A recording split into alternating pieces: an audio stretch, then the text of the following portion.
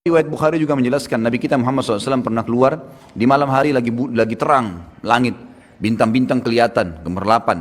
Apalagi zaman dulu tidak ada penerang lampu seperti kita, tidak ada penerangan lampu. Jadi kalau orang makin gelap, tidak ada penerangan lampu, makin terang kita melihat langit. Ya. Kelihatan bintang-bintang gemerlapan, kata Nabi SAW, apakah kalian lihat bintang-bintang itu? Kata mereka para sahabat, tentu ya Rasulullah, jelas sekali, terang. Kata Nabi SAW, demi zat yang ubun-ubunku dalam genggamannya, demi Allah, nanti kalian di istana, kalian di surga akan melihat istana-istana di atas kalian, derajat di atasnya, seperti kalian lihat dari bumi sekarang bintang-bintang itu. Jauh sekali, cuma bisa lihat cahayanya. Lalu mereka pun berkata, ya Rasulullah, apakah itu penduduknya, tempatnya ahli surga, tempatnya para nabi-nabi? Kata Nabi SAW, bukan. Itu adalah tempat orang-orang soleh dari umatku. Perbedaan derajat di antara mereka. Jadi sangat luar biasa. Oleh karena itu teman-teman sekalian, jangan mulai sekarang, mulai detik ini, ubah sebuah pola hidup yang selalu ada pada diri kita.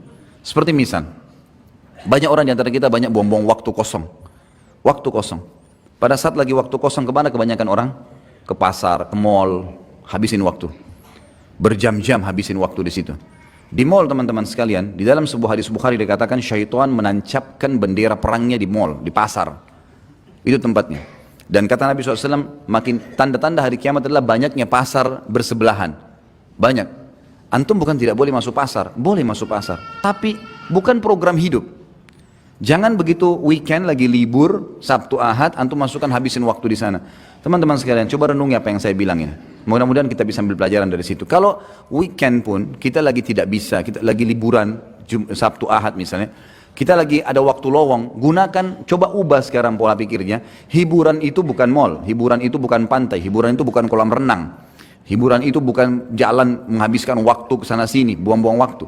Tapi hiburan itu teman-teman sekalian adalah majelis ilmu. Hiburan yang sebenarnya adalah masjid. Hiburan sebenarnya pergi ke rumah anak yatim.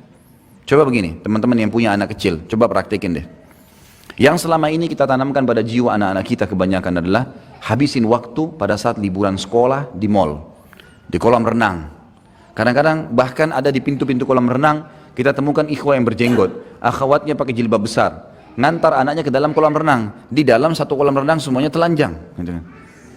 Kalau azabnya Allah turun, kena nggak dia? Dan yang paling masalah adalah bagaimana kita menanamkan pendidikan itu pada anak-anak. Dia akan tertanam di benaknya, oh kalau saya liburan kolam renang, oh kalau saya liburan ke mall. Daripada antum habisin uang 1 juta, 2 juta, banyak orang begitu saya temukan, habisin sudah hanya mainin anak-anaknya, mainan putar-putar, ngeng ribut. Sebentar naik ayah mau ini, ibu mau ini, gonta-ganti itu, habis percuma. Coba pakai pola ini. Uang yang 1 juta yang antum gunakan untuk habisin waktu tamasya, coba beli beras setengah kilo, bungkusin, bawa anak-anak di mobil, di kendaraan antum lalu bilang, nah ayah sama ibu mau bawa kamu ke tempat yang paling menyenangkan. Apa itu ayah? Apa itu bu? Mall? Nanti lihat aja sendiri. Bawa ke panti asuhan. Begitu masuk parkir panti asuhan, mereka akan tanya, apa ini? Nanti kamu akan tahu nak, turun, jangan buru-buru. Masuk sampaikan kepada ketua panti asuhan, saya lagi bawa bantuan buat anak-anak yatim di sini dan saya mau didik anak saya supaya membagikan makanan kepada mereka. Tolong dikumpulin semua, kumpulin. Kemudian bilang, nak, tunjuk. Ini anak-anak yatim sekarang. Yatim itu artinya tidak ada ayahnya. Lihat bagaimana ngumpul mereka di satu tempat seperti ini, makanan pun mereka makan rame-rame, mereka tidak bisa minta lebih kalau sudah habis. Orang tuanya nggak ada. Kalian sekarang masih punya ayah, masih punya ibu. Ada pengen makanan tinggal buka kulkas, tinggal minta. Ini lihat orang-orang susah sekarang. Lalu kemudian ini ayah dan ibu sudah siapin bagian-bagian ini, paket, kalian yang bagiin, suruh bagiin. Bagiin ke anak-anak yatim itu, biar mereka bagi ke anak-anak yatim itu. Kemudian suruh anak-anak yatim itu cerita, bagaimana rasanya tidak punya ayah, bagaimana rasanya tidak punya ibu. Dengan bahasa mereka, anak yatim kepada anak-anak kita. Saya jamin teman-teman sekalian, setelah pulang dari situ anak antum jadi orang baik sampai mati.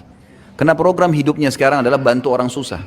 Ada teman saya, sampai sekarang, subhanallah dia jalankan setiap minggu. Setiap minggu, begitu anaknya sudah libur Sabtu Ahad, masuk ke pelosok-pelosok Jawa Tengah, Jawa Barat, Jawa Tengah, sampai ke Jawa Timur. Naik mobil, sekeluarga dia, istrinya sama anak-anaknya saja. Bawa paket beras, gula, setiap minggu. Penuh mobilnya di belakang. Dan dia bilang subhanallah, dia bilang sama teman dekat saya. Dia bilang subhanallah, semenjak saya lakukan program ini gak pernah susah rezeki saya. Ada saja datang. Saya masuk terus saya bawa, bagi-bagiin suruh anak-anak saya. Di foto-foto sama dia. Ada orang yang rumahnya sudah mau rubuh, ada orang anak gak bisa sekolah karena gak ada baju sekolahnya, ada yang gak ada sepatunya dan seterusnya. Akhirnya jadi sebuah program hidup. Anak-anaknya sekarang, setiap kali mau tiba hari Sabtu, mereka sudah bilang, ayah tolong beliin duit, kasih duit beliin pensil, beliin pulpen. Ditanya untuk apa nak? Untuk kasih teman-teman saya di kampung yang kita mau datangin. Setiap minggu dia pindah-pindah kampung tuh, didata sama dia sampai dia punya data ribuan orang miskin, orang muslim yang tidak ada pernah orang datang bawa bantuan ke sana. Dan anak-anaknya dari kecil sudah dilatih seperti itu. Sekarang anak-anaknya sudah mulai ada yang balik. Program hidupnya adalah kalau susah, kalau liburan pasti ke tempat-tempat ini, tempat-tempat seperti ini. Kira-kira mana yang lebih bermanfaat teman-teman sekalian? Dibawa ke panti asuhan yang mungkin orang anggap remeh seperti tadi, dengan antum bawa ke mall yang habisin waktu. Bayangkan mall itu selama antum di sana 5 jam musik terus, non-stop, dan musik haram. Yang kedua, berapa banyak orang yang terbuka auratnya? 1-2 orang saja antum wajib pungkiri, apalagi kalau 100 orang yang kita lewatin. Belum transaksi yang ada di sana, transaksi ribawi. Berapa banyak transaksi ribawi? Bukankah banyak di sana transaksi ribawi? Banyak, bank-bank sewa tempat ribawi ada, transaksi ribawi. Ada transaksi zina. Karaoke-karaokean itu siapa yang bilang bukan zina? Jelas-jelas gelap, dia makan nyanyi tapi ditemani sama lawan jenisnya. Gelap, kemudian dikatakan tidak berzina, ada transaksi zina, ada banyak hal kemungkaran. Lalu antum habisin waktu dan anak antum di situ, kira-kira bagaimana efeknya? Pintu-pintu seperti ini harus diubah. Kalau antum mau istiqamah di jalan Allah, mudah kita tersentuh kalau mendengarkan masalah surga, mau mengajak akhirat sebagai target. Memang urusan dunia harus diperkecil nih, harus dipersempit memang, nggak bisa nggak. Kalau nggak jadi masalah, jadi masalah.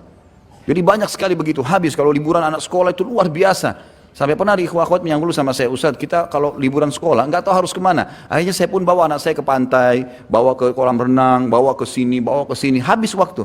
Terus saya kasih pemikiran, kenapa nggak dibawa ke panti asuhan? Kenapa nggak dibawa ke majelis ilmu? Kenapa di benak kita selalu majelis ilmu seperti ini hanya untuk orang tua?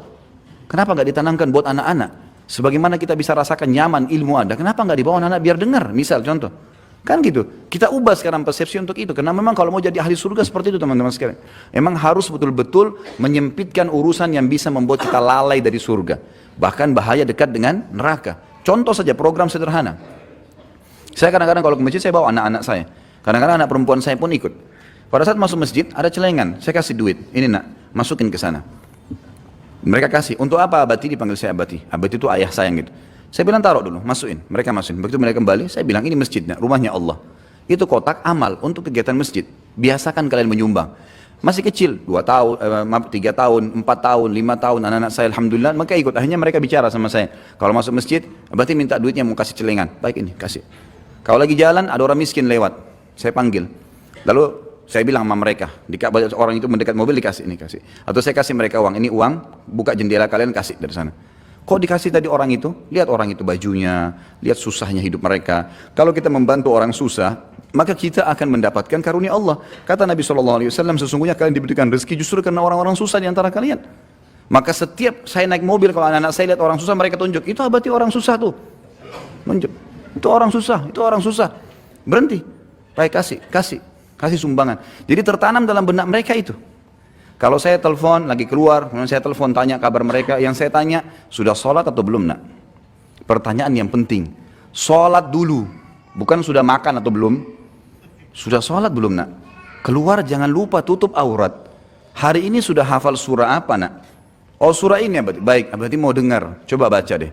Baca, mereka semangat karena orang tuanya selalu tanya. Jadi itu yang kita hidupkan dalam suasana mereka. Kalau ini, antum sedang mencetak kader-kader Rabbani. Ini yang dekat dengan Allah SWT dan ini menjadi aset amal jariah. Daripada kita buang-buang waktu, kita sendiri buang waktu, anak istri juga buang waktu, nggak ada gunanya. Nggak ada manfaatnya.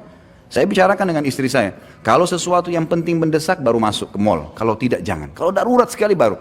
Bukan tidak boleh ya, tapi kalau darurat. Tapi kalau tidak, untuk apa habisin waktu? Seperti nanti kalau Ramadan tiba, ada orang habisin waktu. Dari pagi sampai tunggu buka puasa. Kenapa ini? Ada orang tidur dari pagi sampai menjelang buka puasa, cuma bangun sholat tidur lagi. Ini puasanya cuma setengah jam. Menjelang buka puasa baru bangun. Apa ini teman-teman sekalian? Di zaman Nabi SAW orang kalau lagi puasa jihad. Perang Badar di musim Ramadan. Ramadan pertama mereka tidak buka puasa padahal musafir gitu kan. Berperang dalam kondisi puasa. Jadi memang harus kita membentuk pribadi-pribadi yang menuju ke surga memang. Sehingga hawa nafsu dunia ini akan ditinggalkan. Karena kalau tidak kita berbahaya. Kita akan terbawa manusia lemah. Manusia lemah. Orang kalau nonton film Hollywood, Bollywood 1 jam, 2 jam pasti enak, nggak mungkin nggak enak. Orang yang dipanggil dan didatangkan artis yang hebat, laki-lakinya pintar action, perempuannya pintar action, semua gagah, semua cantik, lalu dinonton, pastilah enak. Tapi masalahnya merusak hati, gitu kan? Merusak. Sulit kita mau bangun sholat malam setelah tonton film-film begini, nggak bisa. Tapi kalau kita memang mengaji, memang taklim, memang larinya ke ibadah, maka akan terbentuk. Dan teman-teman sekalian, jangan pernah malu dengan perkataan orang. Ada judul ceramah yang saya susun, judulnya Iya, Ini Aku Sekarang. Emang harus begitu.